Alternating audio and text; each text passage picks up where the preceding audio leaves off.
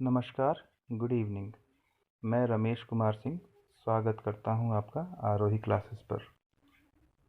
Class 11 की English book का एक chapter a snake in the grass, जिसे आर के नारायण ने लिखा है, पर आधारित आज हमने एक टेस्ट कंडक्ट किया। उस टेस्ट का आंसर मैं यहाँ पे डिस्कस करने जा रहा हूँ। आप इस पर ध्यान से देखेंगे। पहला क्वेश्चन है, how many children does the mother in the story has. तो उस घर की जो माँ है उसके कितने बच्चे हैं, कितने लड़के हैं? तो इसका आंसर होगा D 4। Question number 2, what does दासा डिमांड फॉर द फैमिली। दासा ने फैमिली से क्या डिमांड किया? तो इसका ए आंसर होगा a grass cutter. Third question, as per the beggar's belief which god had visited the house in the form of a cobra.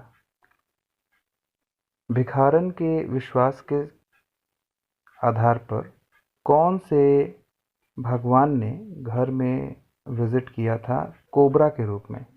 तो यहाँ होगा option D Subramanya. Question number 4, till when should one not think of buying an any article made of iron.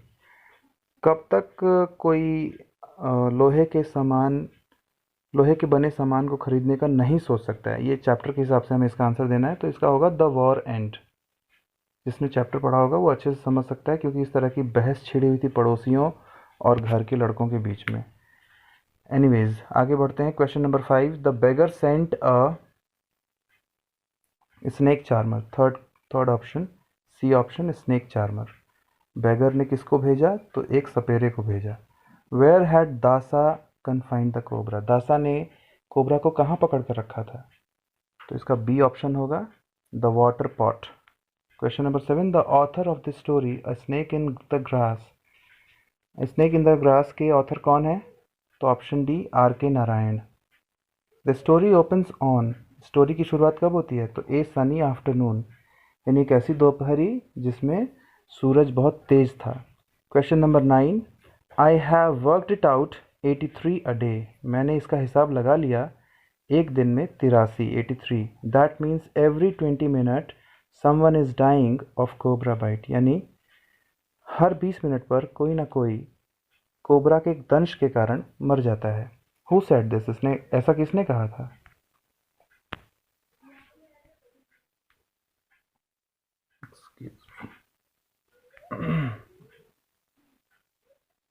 तो ऐसा college boy ने कहा था। Answer हो जाएगा option B. Next, you are right, I forgot all about the promised dash.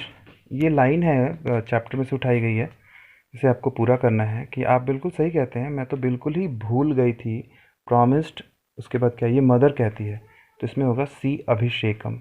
इसका अर्थ होता है कि एक ऐसा वादा जो हमने किया है कि हम कभी सांपों को नहीं मारेंगे। Next, question number 10, the meaning of with a cynical air. ये एक फ्रेज है, विथ अ सिनिकल एयर, इसका मतलब क्या है? तो इसका राइट आंसर होगा D, in a manner that showed distrust of others ideas. ऐसे तरीके में किसी बात को कहना या करना जो किसी दूसरे के बात में अविश्वास झलकाए, यानी आप उस व्यक्ति को विश्वास नहीं उसमें, कुछ इस तरह का व्यवहार करना। Question number 11, the meaning of sinister. Sinister का अर्थ क्या होगा? Threatening, harm and evil. Answer इसका होगा first option he. Next, the meaning of siesta. Siesta का अर्थ क्या होता है? तो फर्स्ट इसका ऑप्शन ही राइट आंसर होगा, रेस्ट और स्लीप इन अर्ली आफ्टरनून। दोपहर की जब शुरुआत होती है तो दोपहर के पहले ही पल में नींद लेना, आराम करना, है ना, इसे हम सिएस्टा कहते हैं। Question number 13, one of the famous novels of R K Narayan is. Are K Narayan का एक बहुत ही फेमस नॉवेल इन चारों ऑप्शंस में से कौन सा होगा? तो द गाइड, इस पर पिक्चर भी बनी हुई है। आगे बढ़ते हैं। Question number 14, the distinguished strength of Narayan's work is. ये आर के नारायण का एक मतलब उनके कार्य करने की या रचनाओं की खास बात क्या थी, क्या ताकत थी? तो इसका होगा realism, irony and humor. Option B. Now question number 15, where did R.K. Narayan die? R.K. Narayan कहाँ गुजर गए? when did, कब गुजरे? तो इसका आंसर होगा 2001, option B. Now question number 16, full name of R K Narayan is, are K Narayan का पूरा नाम है Rasipuram Krishnaswami Narayan, option D. Now question number 17. तो question number 17, in 1960 the author was awarded with. तो इसका पहला ऑप्शन होगा Sahitya Akademi award. Question number 18, the meaning of hypothetical. तो इसका भी आंसर होगा अनरियल इमेजिनरी, यानी कि ऑप्शन ए. उसके बाद ये क्वेश्चन आंसर्स हैं, इसको करवाया जा चुका है क्लास में. सेकंड क्वेश्चन पर आइए. फॉर्म नाउन्स, सब्जेक्टिव का second question, form nouns from the following words. निम्नलिखित शब्दों से नाउन बनाना है. तो डिसाइड वर्ब है, डिसाइड यानी निर्णय लेना, इससे बनेगा डिसीजन. बिलीव्ड से बनेगा बिलीफ, BELIEF. अनाउंस्ड से बनेगा अनाउंसमेंट, घोषणा. क्वालिफाई से बनेगा क्वालिफिकेशन. एग्री से बनेगा एग्रीमेंट. तो ये इस तरह से आपको नाउन्स बनाने थे. उसके बाद एक एक एग्जाम्पल हर प्रकार के डिटर्मिनर्स के देने थे. तो 7 डिटर्मिनर्स होते हैं. आर्टिकल, एडजेक्टिव ऑफ नंबर, जिसमें कार्डिनल ऑर्डिनल 2 प्रकार हो जाते हैं.